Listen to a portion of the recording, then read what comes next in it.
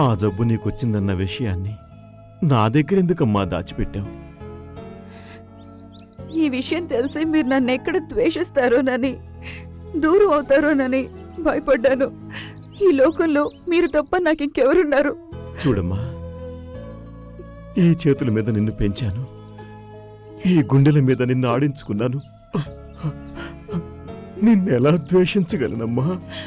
తాతయ్య, నేను పెంచి పెద్ద చేసిన మొక్క నా కళ్ళ ముందే ఇలా అర్ధాంతరంగా వాడిపోతుంటే నేను భరించలేకపోతున్నానమ్మా.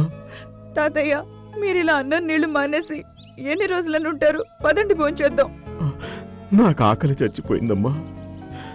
నా కళ్ళ ముందు నువ్వు ఇలా కృషించిపోతుంటే నాకు చావాలనిపిస్తోంది, నాకు చావాలనిపిస్తోందమ్మా.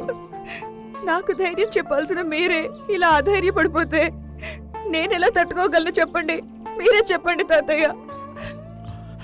అవునమ్మా, నేను నా గురించి ఆలోచించాను కానీ నీ గురించి ఆలోచించలేదమ్మా. పదమ్మా, వెళ్దాం.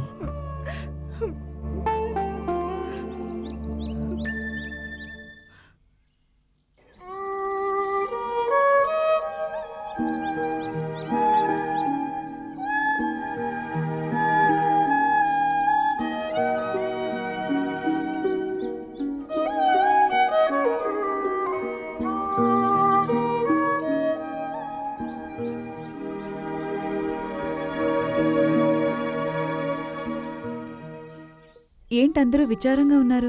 ఏమైంది? మీ గురించి ఆలోచిస్తుంటే మా గుండె తరుక్కుపోతోంది. మీకు ఈ విషయం నిన్ననే తెలిసింది, కానీ నాకు 3 సంవత్సరాల క్రితమే తెలుసు. ఆ విషయం తెలిసి కూడా బాధల్ని గుండెల్లో పెట్టుకుని నవ్వుతూ ఎలా బతకగలుగుతున్నారు? అలా అని దాని గురించి ఆలోచిస్తూ ఉంటే నేనింకా త్వరగా చనిపోతాను. అంత మాట అనకండి. మీరు కలకాలం బ్రతకాలి, మిమ్మల్ని మేం బతికించుకుంటాం. నాకు బతకాలనే ఉంది, కానీ ఈ జబ్బుకి మంది ఎవరూ కనిపెట్టలేదు. దేవుడు చాలా నిర్దయుడు. సమాజ సేవ చేస్తూ 10 మందికి ఉపయోగపడే మీకు ఈ జబ్బు రావడం చాలా దారుణం.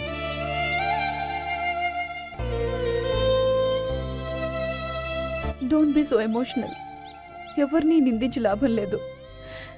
ఈ లోకంలోకి వచ్చిన వాళ్ళు ఏదో ఒక రోజు పోవలసిందే. అంతవరకు ఆనందంగా బతకాలి, నిస్సహాయులకు సాయపడాలి. ఇదే నా ముందున్న కర్తవ్యం. రండి, భోంచేద్దాం.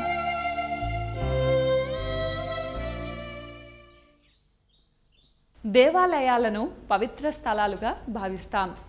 నియమ నిష్టలను పాటిస్తాం. మైలు సోకినా, ఎవరైనా బంధువులు చనిపోయినా కొన్ని రోజుల పాటు మందిరాలను దర్శించాం.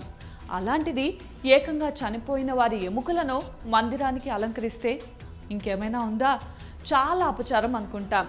కానీ ఒక చోట పుర్రెలతో, ఎముకలతో దేవాలయాన్ని అలంకరిస్తారు. ఇంతకీ అలాంటి టెంపుల్ ఎక్కడుంది? ఎందుకు మనిషి ఎముకలతో